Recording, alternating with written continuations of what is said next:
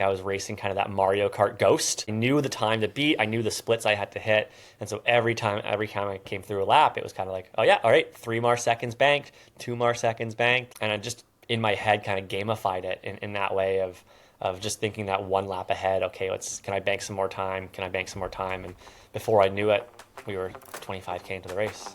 Welcome to the Shakeout Podcast. I'm your host, John Gay. This week, I'm thrilled to welcome three-time Olympian Evan Dunfee back onto the show. Hailing from Richmond, BC, Evan has been a staple of Canadian World Championship and Olympic teams dating back well over a decade, amassing a remarkable trophy case in the process that includes world and Olympic bronze medals, Commonwealth gold, and countless national and area records.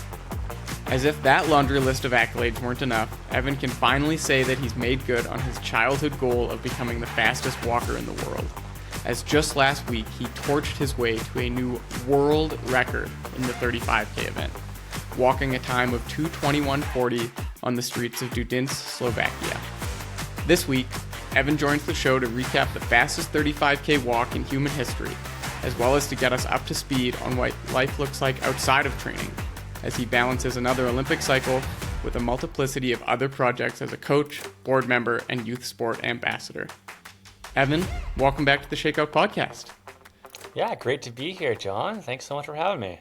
Oh, always a pleasure to catch up. We don't see as much of each other as we did before now that we're not sharing a training track out at UBC, but I know you were there this weekend shivering away in the cold, wearing your coaching hat as a coach for the UBC race walk team. How'd that go this weekend? It went well. I mean, I will say, like, the biggest thing since becoming a coach is realizing just how much I owe my coach, Jerry, for the amount of times he stood out in the rain, in the cold. It's so much easier being an athlete in those conditions than it is being a coach. I'm still learning how to layer myself properly, but the team got the job done. We had 5 NAIA standards checked off, so 5 for 5, and now we can sort of set our sights on NAIAs in May and bring in some points home for UBC. Fantastic. Well, congrats to all of those fellow Thunderbird alums. I know both of us can look on that with fond memories of notching our own A standards on the road to NAIAs. I know you must be a proud coach, and I think they must be incredibly proud athletes. I think it was only the right move for them to knock those A standards out last weekend, considering that their coach was coming off of a new world record mere days prior to that. So without further ado, Evan, congratulations, world record holder. How does that sound? Yeah, it sounds amazing. I think the part of me that's always like, well, it hasn't been ratified yet. It's but no, it feels incredible.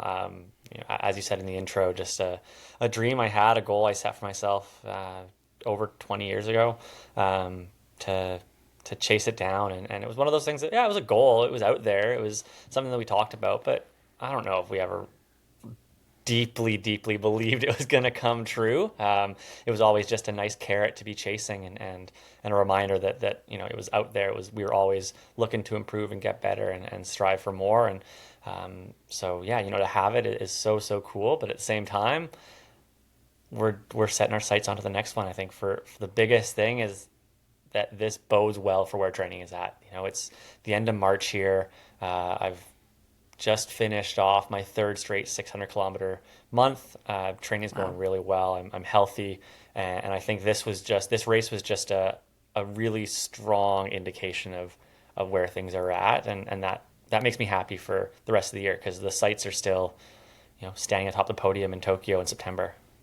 Yeah, absolutely. A podium that you are no stranger to, having been at the Olympic level a medalist in the past. You talk about this really being a launching pad to the rest of the season, and I think that that's astounding, that you can run or walk a world record and it be the starting point for a whole season of hopefully even bigger things ahead. Going into this, was the world record on the cards? Was that something that you'd been targeting through the winter? Obviously, you'd had some phenomenal results in the lead up, area record in the 10,000 meter, area record in the 20K walk on the roads. How much were you expecting to go out there and break the world record in Dudince? Yeah, it was kind of a late addition to the racing schedule. I had raced a 35K back in October, where actually the previous world record was set. I got lapped in that race. Was different goals for me at the time was just to knock out a world championship standard so that I Which you had, did. which I did, yeah, by quite a small margin. It was a little stressful, not unlike this world record that was quite a small margin in the end. Um, but that was sort of, we were thinking, okay, yeah, check the box. Won't do another 35K until Worlds, and went into my winter training, which is summer down in Australia, and as you said, like yeah, knocked out a really good 10K, a really good 20K, and the body just felt like it was in a really good spot, and I was sort of looking at Dudince. Olivia Lundman, who I coach, she was looking at going down to try to get her second 35K on the books to give her a solid ranking for her championship qualification. So I had been looking at flights and trying to price it out for her, and was kind of like, like I feel pretty good. It's a good course. Weather could be pretty good. I think I could break the world record right now. And so that was late February. Wow. Came home from Australia, had a couple really good weeks of training, and then things kind of got flat. I had a couple of weeks where I just wasn't ticking over as well as I had been. On the start, as the start list sort of came out for the race, there was the Olympic champion from Paris in the 20K. There was the Olympic champion from Tokyo on the start list. So I was starting to think, you know what? Okay, maybe world records not what I'm aiming for. Maybe I'm just going to go and try to race these guys, try to win, try to beat a couple Olympic champions, and that'll be fantastic, and the time will be irrelevant. And so that was sort of where I was going into race day. Race morning, I sort of warmed up from my hotel room, came back to my hotel room, did a few things, wandered over to the course, and maybe 15 minutes before the race, found out that those two guys weren't racing. And it was just sort of, there was me and the second group of guys were targeting what I did in October, just get the standard. So I was like, oh, there's this huge chasm now between, what a good goal for me was and what everyone else is doing. And so I was like, well, all right, I guess I go for it. Like, I guess there's nothing else really to do here. Just get after it and see. And so, it wasn't until, 15 minutes before the race that I kind of decided for good, for real, that, okay, we're just going to be time trialing it, going after the world record. And, got out after it early, got on pace. I hit pace by 5K, and then 5 to 25K was ticking under pace. So I actually got up to 40 seconds under by 25K.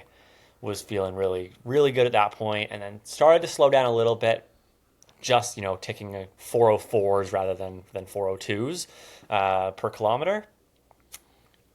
But it was like, okay, I got a good buffer, and then 29K, I had a 412, and just lost 9 seconds right there on pace, and it was kind of doing the math, going, oh no, like this is A little going bit of urgency to at be, that point.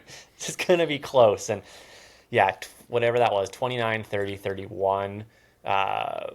If I kept that up, I was going to lose it. I was going to miss it by 3 seconds, something like that. God. So I had to find another gear. I had to turn it back around. I had to salvage that race in the final 3K. And so really, really, really lucky, managed to kind of turn it around. Huge shout out to Dominic Cerny. He was a Slovakian athlete, set the Slovakian record that day. I came around to lap him. I was like 32 or 33K. He heard me coming. He put in a little bit of a surge and started yelling at me to come with him, and he pulled me along for a couple 100 meters, got me back into a really good rhythm, and kind of act as a launching pad for those final couple K, managed to stay under pace, came under in 7 seconds to spare. So it was tight in the end. It was nerve wracking. It's funny, people ask what it feels like. We were chatting before, what does it feel like to be a world record holder? And it's 100 meters. What 100-meter race? Gun goes. You cross the finish line. You see a time pop up. You process what that means. Yeah. 2 hour and 20-minute race. Similar to a marathon. You have a lot of time to process what's happening while it's happening. No kidding. And so at 25K, 40 seconds under the record, I'm thinking, okay, well, like if I don't break it now, Yeah. well, I've had a bad race. The wheels have Yeah. fallen apart, and so the last 10K was, well, don't screw this up. Like, It's almost like you the highs and lows of you've almost come to grips with the fact, okay, I'm going to be a world record holder. Sweet, job done. Just cruise it in. And then you've got all of this time to rise and fall and another 40 or 50 minutes left of walking to go. yeah, so much can go wrong, and it's so easy to lose 20 seconds in a kilometer. Anyone who's run a marathon knows how easy it is in those final stages to just lose boatloads of time. So the main feeling when I crossed the line was relief. Was Yeah. no, thank goodness I didn't miss it by 2 seconds. Which is it's a weird thing to say, is the first thing that crossed your mind on breaking a world record. But I think that's indicative of endurance sport and the mindset we get ourselves into sometimes in the thick of it. Totally. Yeah, you have long enough to realize the extent of what you're chasing and time to possibly even talk yourself out of it. Now, that leads me a little bit into my next question for you. You say it was only 15 minutes before the gun went off that you really came to grips with, okay, I think today could be a chance to go for the world record and not just go for a win. And how did that play into your race strategy? I almost wonder if not having the world record looming over your head in the lead up and then it being kind of a last minute decision, so to speak, might have helped your cause. Take us through your mindset going in, because I think it's a rare enough story for someone to show up to a start line expecting to really just compete head to head and then to have that ripped away at the last minute and be faced with, okay, I've got 35K totally solo. Do I still go for it? Do I still swing for the fences? Yeah, it's a really interesting question, because I don't think I ever had that last thought that that it's 35K solo. I don't think that ever crossed my mind. I think, like, the commitment I made was, all right, like, we go hard the first 2K. We instead of going 8:30, 8:25 for the first 2K, we go 8:10. And that's really as far as I thought. I didn't really didn't think beyond that. It would just sort of get out there, you know, get that first 2K in, and then you go from there. And I think that, looking back on it now, I can say, oh, that was indicative of my attitude of, yeah, get after it and give yourself every chance to do it.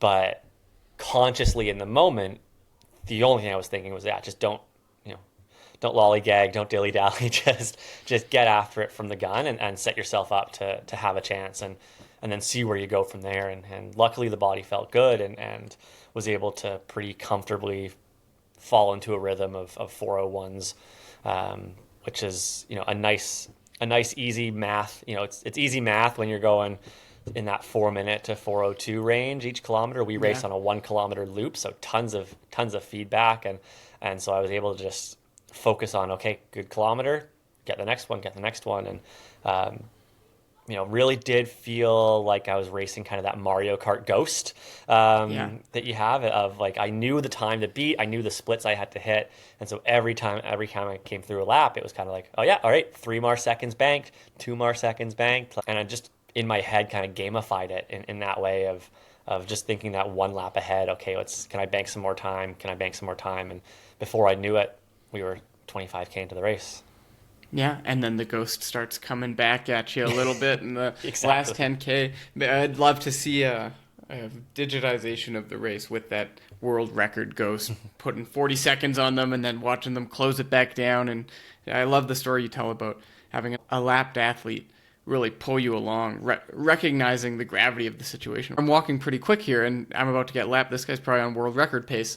How can I push him and pull him through to that accomplishment? Do you think that speaks at all to the community of elite race walking? You obviously, every year you've been heading down to Australia, where you've just immersed yourself in a tremendous community of high-level walkers.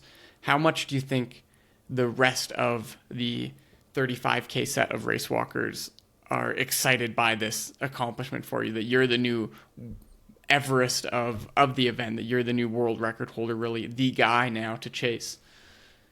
Yeah, I mean, to your first point, like, the community is amazing. Doesn't matter where you're from.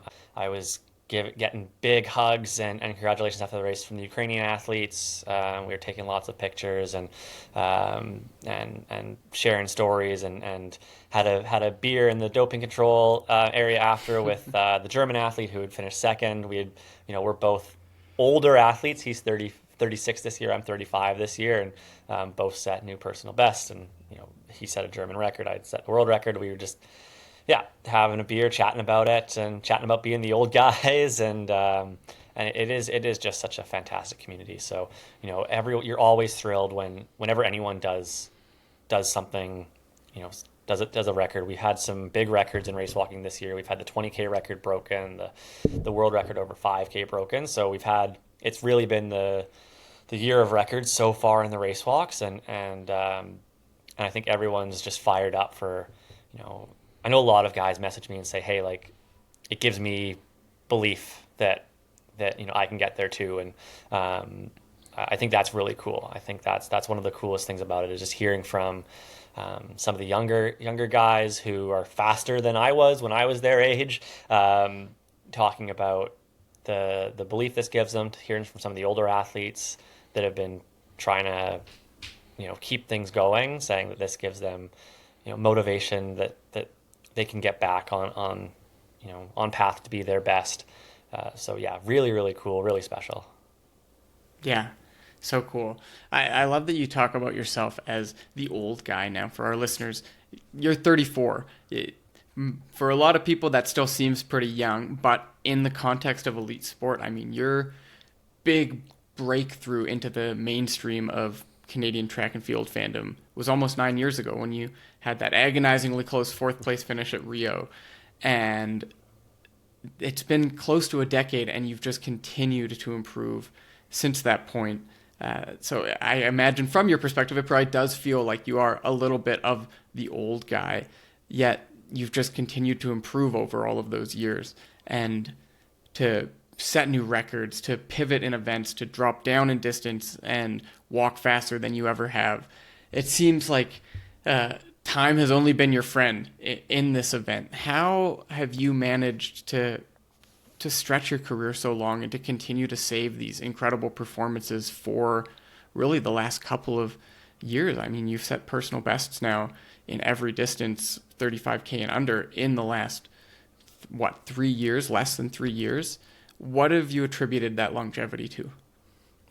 Yeah, I think one of the biggest ones is that my training age doesn't reflect it isn't 34. I wasn't killing myself when I was in my late teens, early 20s. We really had, my coach Jerry and I had, a long-term vision, and we maybe gave up a little bit on that front end when I was in my early 20s. But I think the results of that are that my body is healthy. My body has learned to adapt over many, many years to the higher training stimuli, and I'm in a point now where I'm hitting my highest ever mileages with relative ease. I think there's a lot to be said for that in terms of just how patient we were, I guess, with my body and never pushing myself beyond that limit when I was younger. I think that's paying huge dividends now, and will continue even when I'm done my elite competitive career. I think that will serve me so well just in my general exercising phase of my life, which comes next. Yeah, absolutely. Physically, that long-term approach, never really pushing past your limits, but just the idea of marginal gains, I think something that a lot of people can aspire to. What about on the mental performance side of things? You've had ups and downs in your career the whole way. I mean, it was not that many years ago that your primary event, the event that you had really staked your claim in, the 50K, the World Athletics announced that was no longer going to be a medal event at Olympic and World Championships. For a lot of athletes, particularly when they were around 30, the age you were when you found that out, that would seem like okay, well, I've accomplished a lot in this sport. Maybe this is the writing on the wall that it's time to move on, set sail for greener pastures. And yet you doubled down, and the 50K, not to take anything away from your performances in them, but it almost feels like a distant memory now because of how competitive you've been at every other shorter distance. And that's coming from a guy who I remember being on teams with you, and you being the self-avowed slow guy compared to 20K race walkers or even the 35K guys. Oh, I don't have the speed to hang with these drag racers.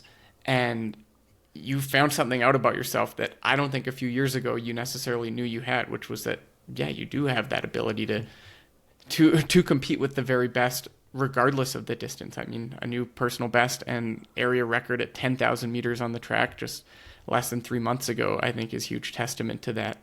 How have you found that new self-confidence to really step on any starting line at any distance and be able to compete with the absolute best in the world?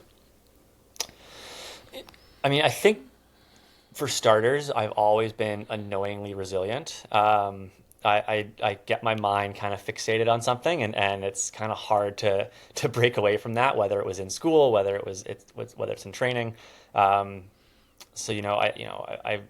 I have had a lot of ups and downs. I mean, I was all in for London in 2012.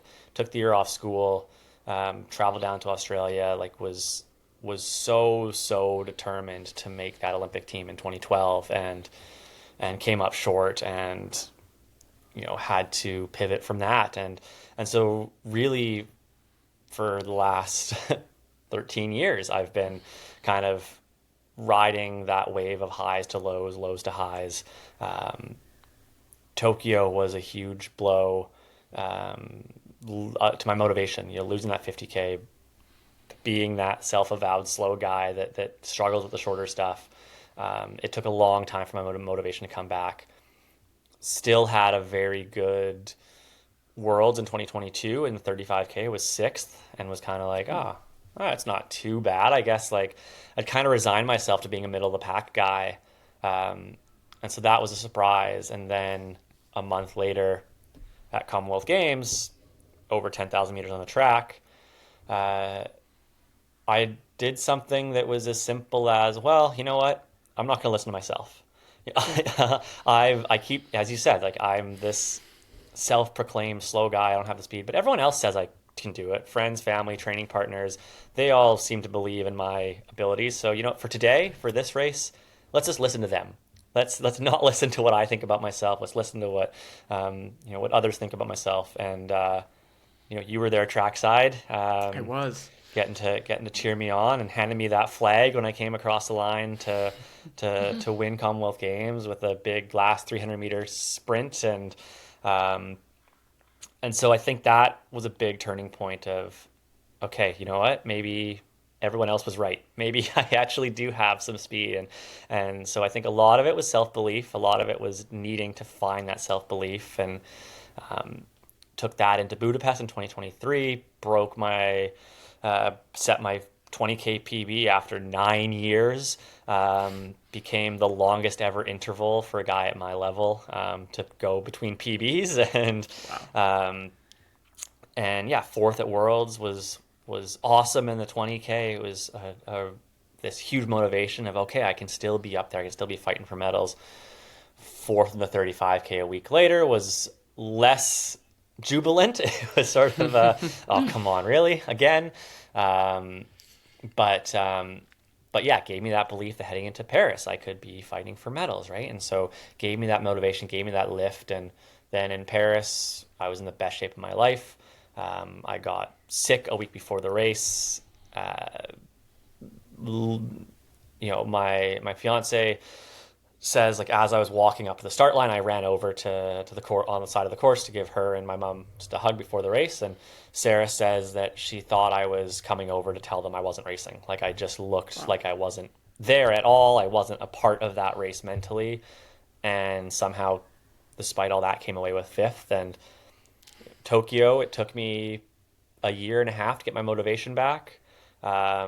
Paris, about 10 seconds after the race, I was hungry to give it another go because I knew that that wasn't representative of what I was capable of.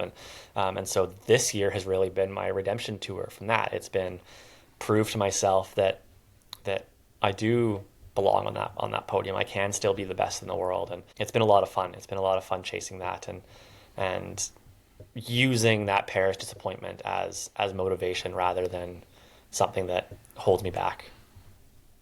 Yeah, you have always been someone who is able to, I think, maintain the role of the primary narrator in your own career. Nobody's ever been able to tell you when you're done. It's always been something that you have taken such tremendous ownership of. And I remember being in the stands, like you say, for that Commonwealth Games gold and really feeling that shift of, okay, this is a new Evan. This is a dynamic Evan who's out there to win races. I think for so long you'd had this reputation of putting your nose in races and squeaking onto a podium. And this was now an Evan who was going to be the guy to kick it in with 300 to go, was going to be asking the questions of the field.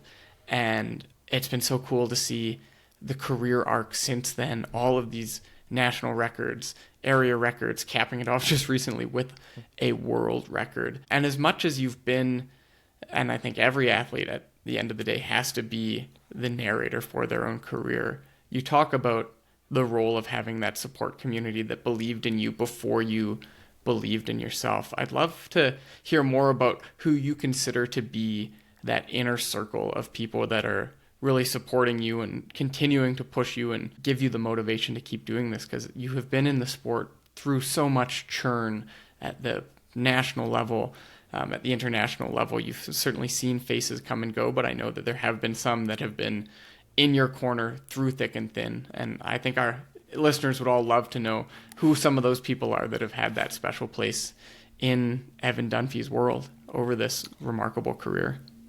Yeah, I mean, I've had a loyal team. I think that's the coolest thing. The first time I ever race walked, the first time I stepped on a track and did an 800-meter race when I was 10 years old, this, at the time, in my head, old guy came up to me and said, hey, you look like you enjoyed that. If you and your brother ever want to come out and train with a bunch of other old guys, you're welcome to join us. And fast forward 25 years, and Jerry is still very much a part of that journey.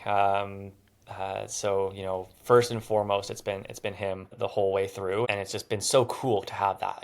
What other elite athlete gets to grow with their coach in that way? And Jerry's a very unique individual to anyone that knows him, and he always wanted to coach himself out of a job. That was his biggest thing. The best thing he could ever do is become obsolete, and he instilled in me all the skills that I needed to take over my own training programming, and now he's less of a coach and more of a mentor, and has sort of passed the torch on to me, and now I'm coaching. And so first and foremost, Jerry's been there since literally day one, which is so cool.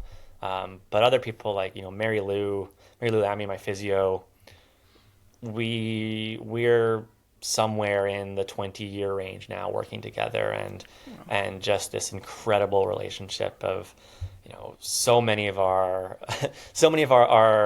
top athletes in Canada have had the pleasure of working with Mary Lou. I know you have. She's a special individual who cares so deeply for her athletes that she gets to be a part of their journey. And so it's been so cool to have her following along and helping, keep me together. Let's be honest. Yeah. Like, I'm not where I am today without Mary Lou's magic to keep me in one piece. And it's so funny. I'm in Richmond, she's in North Vancouver. It's about an hour and 20 minutes on the bus for me to get there. And I have friends who are like, oh my goodness, you go 90 minutes to see your physio? That's crazy. And I'm like, guys, like Marco's flying her out to Mississippi. Like I am so lucky to be 90 minutes away from Mary Lou, and just cherish. She comes on a lot of our race walking teams where it's just the race walkers and her, and so really cherish our time together. She's been on the drinks table for numerous big races of mine, and just that's a really special relationship. So super cool there. And my strength coach, Devin Goldstein, again, we're over 10 years now working together. She kind of carved out a little niche in Vancouver as being the endurance strength coach, after seeing the results that we were getting, and has now, yeah, kind of serves the broader running community in this really cool way. And so again, just someone that I've gotten to grow alongside with in the journey, which is, I think, the best thing. No one who's a part of my team has stepped in thinking they knew more than anybody else, thinking that they had the answers. Everyone who's been a part of my team has come in with this collaborative idea of how do we work together. Mary Lou sends videos to Devin, who sends videos back to Mary Lou, and drawings all over them, and figuring out, between them what works best, and same with Jerry. And I think that collaboration, that integration where we're all on the same page, we're all working together is so, so cool. And at the same time, like, I consider myself so lucky to have such strong women on my team. Like, I think that's something in elite sport that is still underrepresented, and I have these badass, awesome women in my corner. My mental performance coach, Kirsten Barnes, as well, Olympic champion rower back in '92, and so just a wealth of knowledge there. And yeah, just so lucky. You know, the timelines that you're rattling off, nearly 20 years with Mary Lou, 10 plus years with Devin, 25 years with Jerry Dragomir. They're remarkable, and they really speak to a deep rootedness. You've always been such a proponent of setting those deep roots in community, of being more than just an athlete that takes what they can get from the people around them and doesn't ever give a thought to giving back. You've made it such a part of your career to give back and to be an ambassador for sport and a part of the broader sporting community, a part of the broader community, full stop. How important has it been to you, and how intentional has that decision been to make sure that you were never just Evan Dunfee, the race walker? You were also Evan Dunfee, the community member. Growing up, this pursuit, this idea that I wanted to be the best in the world at something was entirely selfish. I was doing it for me, and that was really it. As my journey has progressed, and as it's gone on, I've learned that is, one, not nearly as fulfilling, and two, not the best way to, if you want it, it's not the best way to go about achieving those goals, from an objective point of view. The most rewarding thing I've gotten to do in part of this journey is bring other people into it, is use that platform that I have, that I've been so lucky to have, and say, okay, hey, what can I do with this? How can I use this to bring some other people along with me, or lift some people up? And I think part of it, I see it as a responsibility. We get federal money. We get money from the government to do this. And as a race walker, I realize that my value isn't inherently an entertainment value. Some of our top sprinters, yeah, you're gonna turn on the TV during the Olympics. You're gonna watch them do their thing, and just the act of them doing their thing is gonna inspire you and rally you to, to be active in your own life. I realize that race walking doesn't necessarily have the same cachet to it, but at the same time, I think I have a great platform as a race walker to encourage other people to move, and say, hey, if walking's all you're doing, that's great. You're doing fantastic. You're being active, and so I think I've tried to be creative in how I justify the investment in me, right? And knowing that investment isn't simply for me to go out and quietly win medals and then disappear into the next stage of my life, but to use that journey to make a difference in my community, whether that community is a small group of friends or whether it's the entire country of Canada. Like, everyone has that ability to lift up their community, no matter how big or small, and just try to encourage people to do that in their own lives and say, hey, look, if I can do this as a guy who walks fast, there's nothing stopping you from using whatever it is that you're pursuing, whatever goal you're chasing. It's valuable, and it bestows on you a special set of skills that you can use to lift people up around you. And it's been way more rewarding doing that. And it's also made me a way better athlete. Like, it's helped me achieve these goals. Best example I can give, in Rio in 2016, I was still kind of in that mindset of doing it for me. And as I was chasing down Hiroki Urian, who was in third place, and I was chasing him down the final 5 kilometers, and I was telling myself, just take one more step, just take one more step, just take one more step. It was this really internal idea. It was me. It was, I can just take one more step.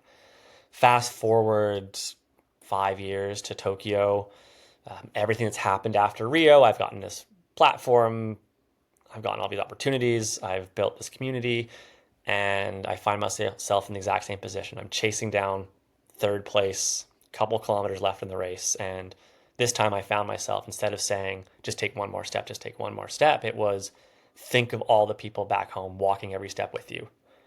And it was that thought that really unlocked this next gear, that gear I needed to chase down third place and get to that finish line and win that bronze medal. So not only has this idea of community been rewarding from that external point of view, it's genuinely helped me be a better athlete, which I think is really cool. Yeah, that is so cool.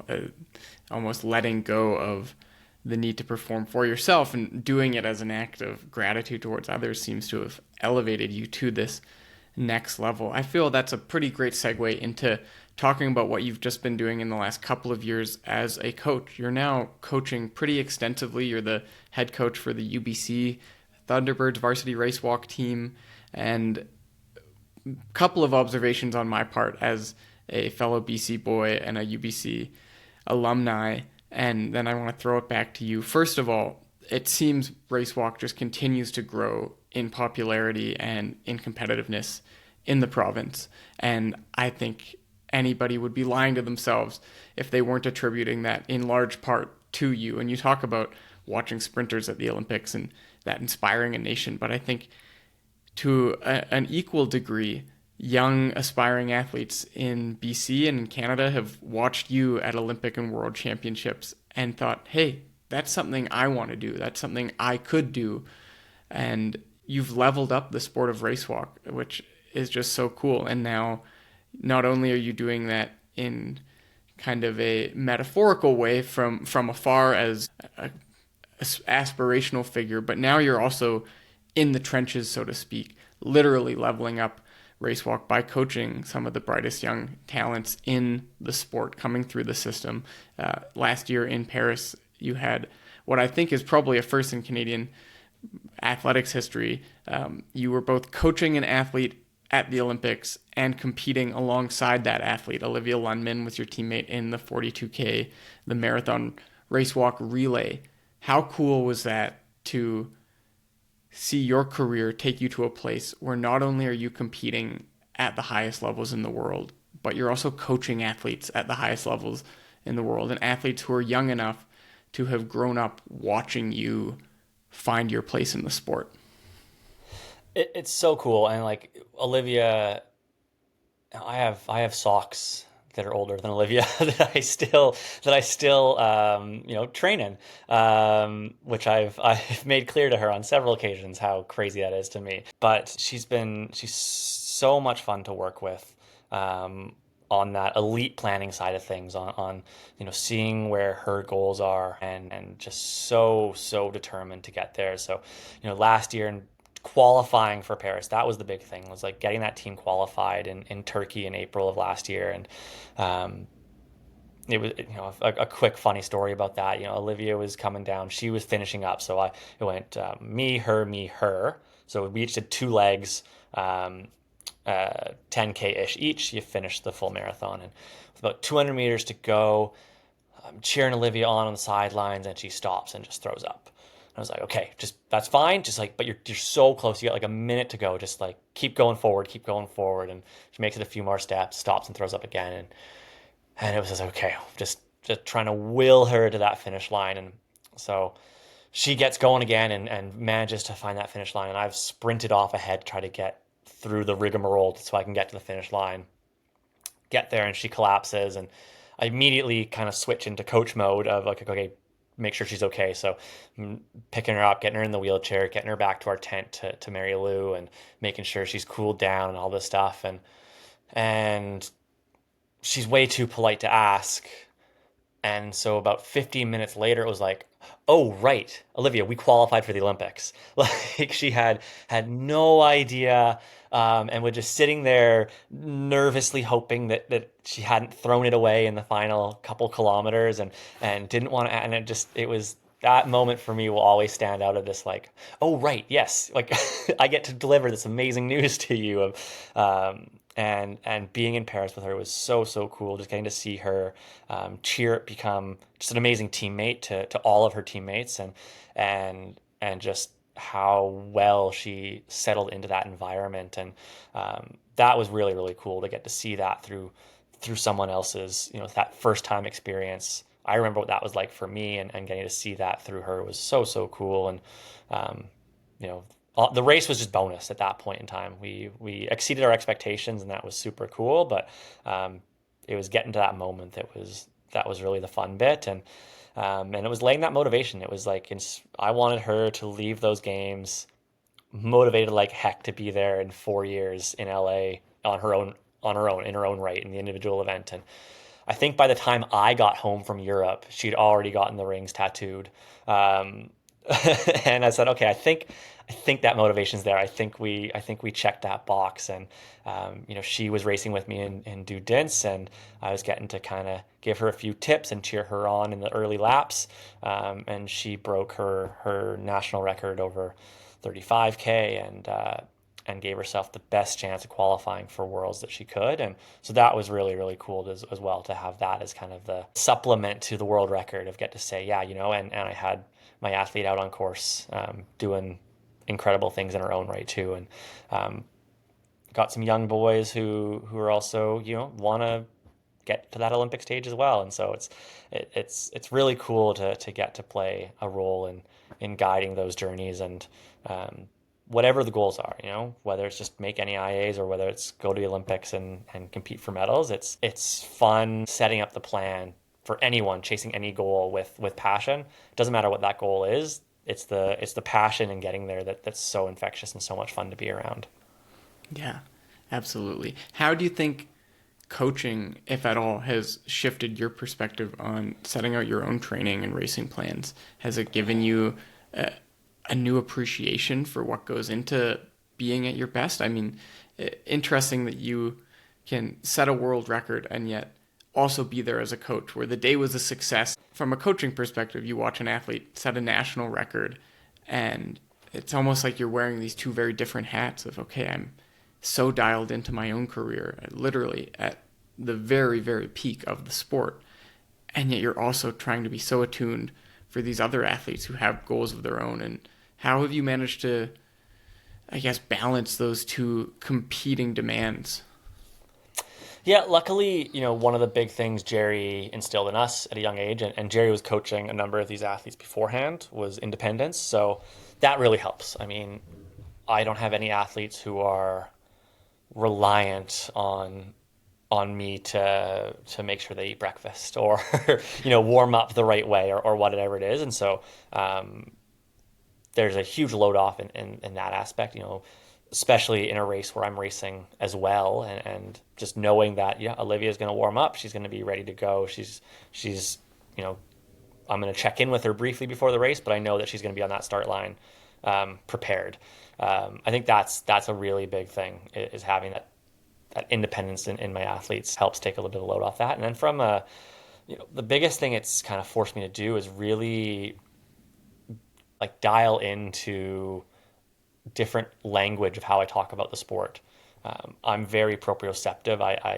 I'm very aware of how my body moves, and trying to translate some of that to my athletes who don't have that same body awareness. It's like learning how to speak a new language when you're trying to work on different elements of it. And, I'm saying, hey, you just want to feel the head of your femur just turn back in your hip a little bit. And they're looking at me going, what? what does that mean? And so that's been really fascinating because it's really forced me to check in with my body to try to find new words, new way of describing things, new way of helping other athletes understand these movement patterns. And a good friend of mine, Jared Talent, 4-time Olympic medalist from Australia, he's moved into coaching now too, and we have so many conversations back and forth, sending videos, sending photos of our athletes, being like, "Okay, I'm trying this. It's not working. Do you have any advice?" And so it's been really fun to just collaborate as well with people and try to work towards doing the best we can to help our athletes achieve their dreams and their goals. Is It's a cool place to be. Really paying it forward to ensure that future generations of athletes have the same opportunity that you had to accomplish their dreams. A story that you talk about, and we touched on it or alluded to it earlier in the call, is really from a very young age setting the goal for yourself of wanting to be the fastest walker in the world. You've now accomplished that. We're less than 2 weeks removed from when you could probably, for the first time in your life, officially call yourself the fastest walker in the world. By definition, a world record gives you that right. Take us back to your own origins in the sport and maybe how those have influenced the work that you're doing now as an ambassador for youth sport through organizations like Kids Sport. I wanted to be the best at something, and I was gonna do whatever it took to find that thing I could be the best at. I was the runt of the class. I was teeny tiny, big red curly hair, thick rimmed glasses. I wanted to find my thing. I tried all sorts of different team sports. Was pretty delayed in my motor skills. Throwing, catching wasn't the best. Big thick glasses, inability to catch is a bad combination. So get hit in the face with a lot of different balls and breaking a lot of glasses. And one day my school started a popsicle stick run laps of the field at lunch, and every lap you run, you get a popsicle stick. You turn them into your teacher and work towards, you get 500 popsicle sticks throughout the year. You get this 100 kilometer badge, or whatever it is that you're working towards. And I love that idea primarily because there was nothing to hit me in the face. But secondly, it was that first day going out there, and I ran my 10 laps, and I turned my popsicle sticks in at the end of class or in the end of lunch, and my teacher looked at me and had this surprise on her face and said, "Oh, you ran all these laps by yourself?" And I was like, "Yeah." And like chest pumps up a little bit, and could see that was something that I was obviously doing quite well at. And so the big thing for me was I kept coming back, running my 10 laps, whatever it was. And then after a little bit of a break over the weekend, came back on the Monday and ran 11 laps. Right. And I could see, and that's what I love about running. What I love about track and field is the input and output is so objective. I put in a lot of really hard work, had a little bit of rest, came back, had improved.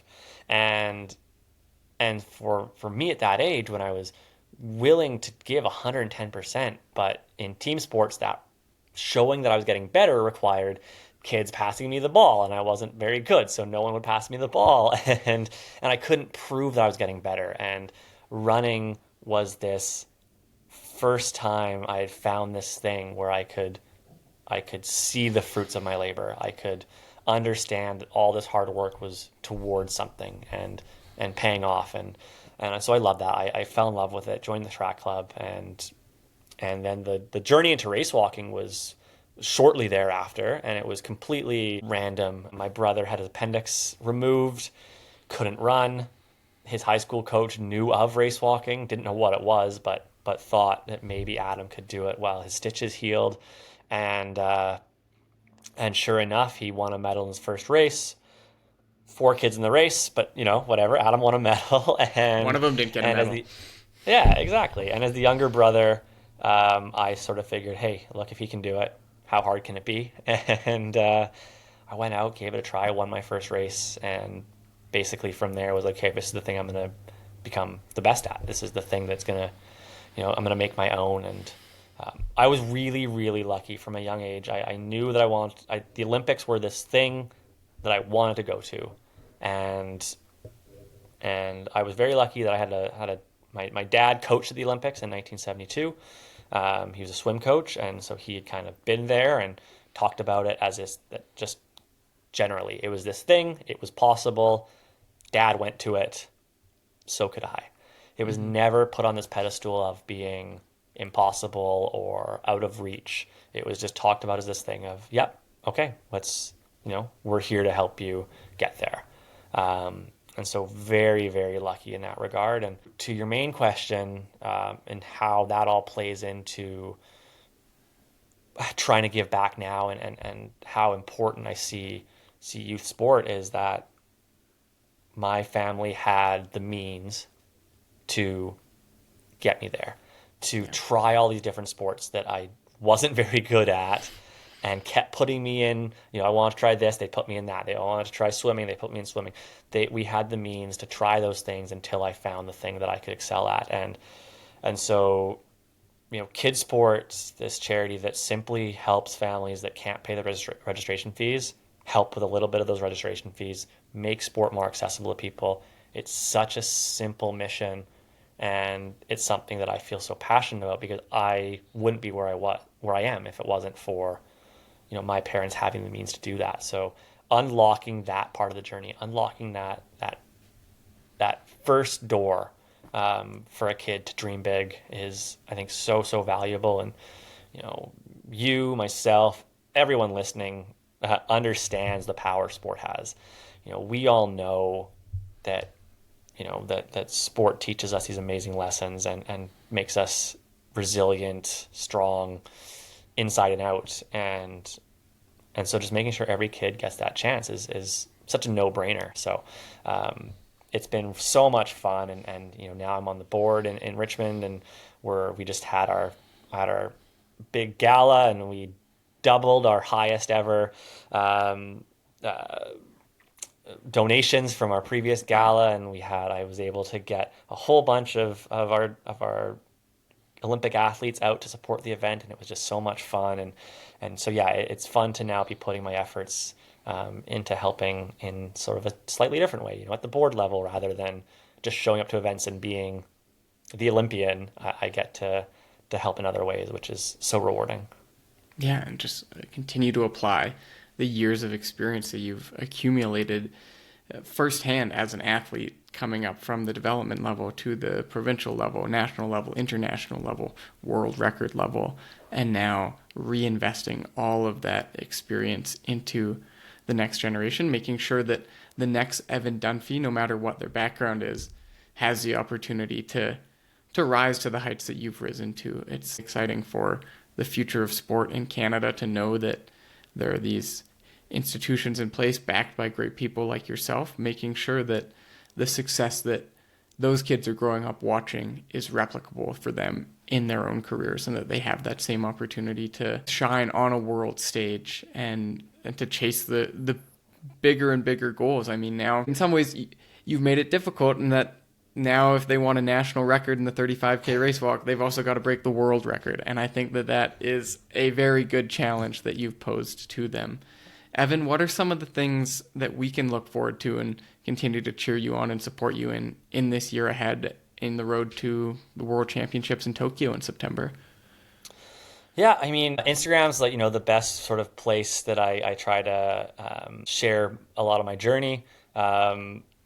A little bit on Twitter as well, but also you're going to get some housing hot takes and some local politics if you go onto the Twitter. So if you're just interested in the sports stuff, Instagram's the best place to go. I'm gonna be at the BMO marathon first weekend of May there. Gonna try and break 3 hours race walk in the marathon. So set myself a fun little challenge for that. So please, if anyone's out at BMO, feel free to come say hi, and good luck to everyone who's racing there. And yeah, just I love being a part of this community. The running community in Vancouver and Canada more broadly has been so welcoming to me, and race walk in general, and very, very lucky to have that. So yeah, thank you to all your listeners for being such great sports. Yeah, it's so appreciated seeing that mutual respect. Race walking's not always had that respect, and part of my life's mission when I was younger was that I wanted to leave the sport with people having a better opinion of it than when I entered it, and it's been fun to see that box checked 100 times over than than I could have imagined. So, just thank you. I mean, John, you're a part of that. You've been such a big champion of mine and my event, and it's so appreciated, and just more broadly to the Canadian running community as well. Yeah, absolutely mission accomplished on your part, and we're excited to keep supporting you in the missions coming up. Evan, very best of luck to you as you prep for another World Championship this fall and everything in between. For all of our listeners, keep an eye out on your local race course. If someone comes speeding by you with one foot glued to the ground, there's a good chance it's our man, Evan Dunfee. Evan, thanks so much for taking the time to meet with us today. Yeah, thank you. Thanks again to Evan for contributing to this week's episode. You can follow along with his journey by following @Evan Dunfee on Instagram, Strava, and X. You can follow us on Instagram, Facebook, and X @Shakeout Podcast. If you're enjoying the Shakeout Podcast, please subscribe to the show and consider leaving us a review. Thanks for joining us, and we'll see you next time for your weekly Shakeout.